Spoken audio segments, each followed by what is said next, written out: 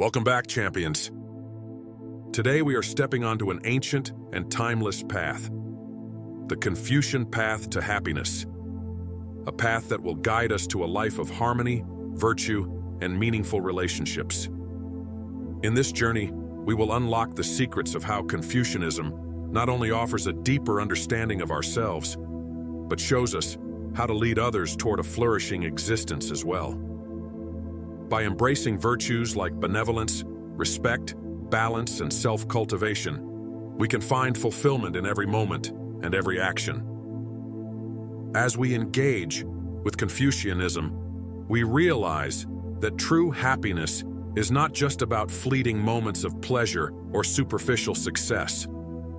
It's about a deep, continuous commitment to living virtuously, balancing the forces inside and outside us, and creating a harmonious world where we contribute to the greater good. This path is not one of passivity or waiting for life to change for us. It is a call to action. It urges us to embody our highest values and to work tirelessly to improve ourselves and our relationships with others. Benevolence, the first virtue we must cultivate, is the foundation of Confucian happiness. Benevolence is not simply being kind. It is living in a way that places the well-being of others at the forefront of our thoughts and actions. Benevolence, or ren, requires us to develop a deep, empathetic connection with those around us. A true follower of Confucianism understands that our happiness is inextricably linked with the happiness of others. We cannot be content while others are suffering. Therefore, we must make it our duty to serve others, to elevate those around us, and to lead by example. Imagine, for a moment, how much more fulfilling your day could be if every action was guided by benevolence. When we wake up, we have a choice. We can focus only on ourselves, or we can decide to make the day better for others. A simple gesture, a word of encouragement, a thoughtful act, or even just offering a smile to a stranger, ripples outward, creating a world of mutual care and understanding. Every person we encounter is an opportunity to practice benevolence, and each act, no matter how small, brings us closer to a life of true happiness. But benevolence alone is not enough. Benevolence must be practiced within the framework of respect. True respect goes beyond politeness or deference. It is the acknowledgement of another person's inherent dignity and worth. In Confucianism, respect is not confined to certain individuals. It is something to be extended to all. It's recognizing that each person has something valuable to offer. Whether it's a child, an elder, a peer, or someone we disagree with, respect demands that we treat all with dignity and honor. In modern society, where respect can often feel like a rare commodity, it is vital for each of us to embody this virtue.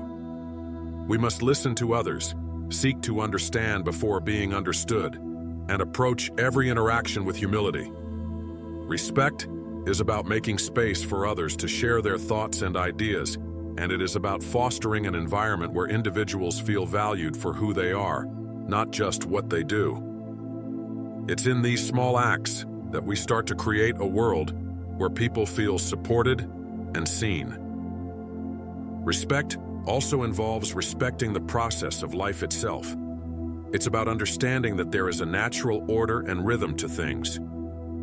Just as we respect the roles of others, we must also respect the rhythm of nature, the flow of time, and the wisdom that comes from experience.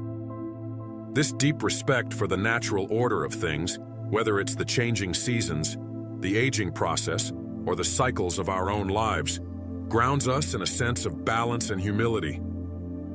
Yet, all respect and benevolence must ultimately lead to harmony. Harmony is more than just a peaceful coexistence. It is the act of creating balance, both internally and externally.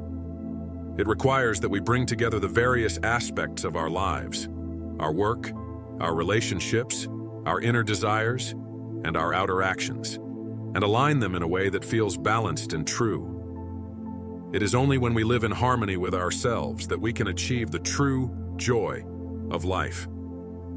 Confucius believed that a society in which individuals sought harmony would naturally be a peaceful one. This principle of harmony teaches us to find the middle ground in every situation. For example, in conflicts, it's easy to swing to one extreme or the other. But harmony asks us to find a balanced perspective that seeks a solution where all parties are honored. Harmony is not about compromise for the sake of compromise. It's about finding alignment and integration between opposing forces. Harmony also teaches us to embrace the natural contradictions of life. There are times when we feel overwhelmed, and there are times when we feel calm. There are moments when we face failure, and there are moments when we succeed. Harmony doesn't expect us to eliminate these contradictions. Instead, it guides us to live with them, accepting them as part of the ebb and flow of life. But none of these virtues can manifest in full without self-cultivation, the ongoing, rigorous process of refining ourselves. In Confucianism, self-cultivation is the key to becoming a truly virtuous person. It is a lifelong commitment to improving our character, expanding our wisdom, and deepening our understanding of the world. This is where true power lies, not in accumulating wealth, fame, or status, but in mastering ourselves. Self-cultivation is about learning to govern our emotions, our impulses, and our thoughts. It's about seeking knowledge not for the sake of knowledge alone, but to cultivate wisdom. Wisdom, according to Confucius, is the ability to act rightly in every situation. It's the kind of wisdom that allows us to see beyond the surface, to understand the deeper currents of human nature, and to act in ways that are both virtuous and impactful. A true Confucian is never satisfied with the status quo. They are constantly seeking ways to improve. Whether it is through the study of history, philosophy, or the practice of personal reflection, self-cultivation pushes the individual toward continual growth. This is not a quick fix or a temporary commitment. This is the lifelong journey of becoming the person you are meant to be. Self-cultivation also extends beyond intellectual or emotional development. It requires us to develop our physical being as well. Confucius taught that all parts of us, the mind, body, and spirit, must be in harmony for true cultivation to occur. Our physical health, therefore, is just as important as our intellectual and moral well-being. In our modern world, where so many are disconnected from their physical bodies, the Confucian approach reminds us that our physical well-being is integral to living a virtuous and balanced life. Self-cultivation is also about knowing when to act and when to step back. It is the wisdom to understand our limits and our strengths.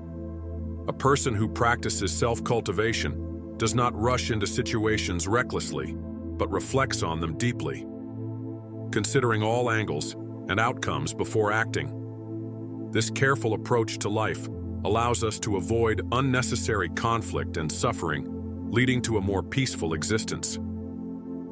But remember, self-cultivation is not about isolation. Confucianism teaches that to be truly virtuous, we must interact with others. We must build relationships based on benevolence, respect, and harmony. And through these relationships, we cultivate ourselves. It's through our interactions that we truly refine our character.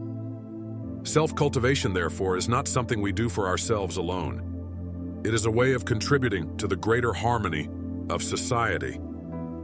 As we reflect on these teachings, I challenge you, champions, to take action. Imagine a world where each of us lived by the virtues of benevolence, respect, harmony, and self-cultivation. How different would your day be if you acted with pure benevolence toward everyone you encountered? How much more fulfilling would your life be if you sought balance in every situation? If you chose humility over pride and respect over judgment? If this message resonates with you, I encourage you to like and subscribe to the channel. By doing so, you're consciously choosing to immerse yourself in the kind of wisdom that has transformed lives for thousands of years. Together, we can continue to explore the teachings of the ancients and expand our knowledge to build a life of purpose, mastery, and peace. Check out our other videos to deepen your understanding of ancient wisdom and how it can help you master your life and develop your masculinity.